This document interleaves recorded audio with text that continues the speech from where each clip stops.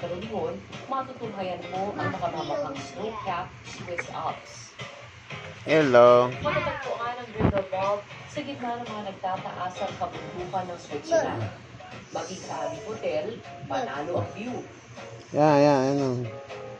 Bawat villa ng hotel ay may overlooking view ng Grindelwald at panoramic view ng Alps.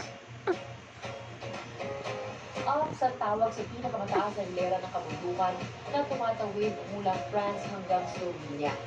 Humigit kumulang 20% nito ay matatagpuan sa Switzerland.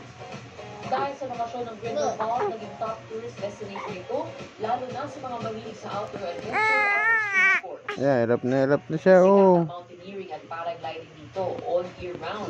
Skiing at sledding tuwing winter at cycling naman tuwing summer.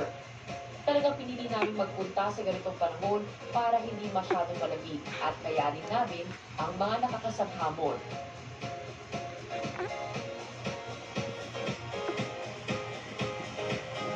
Yan, sige. Gusto mo mag-tummy time. Kailangan na lang pants.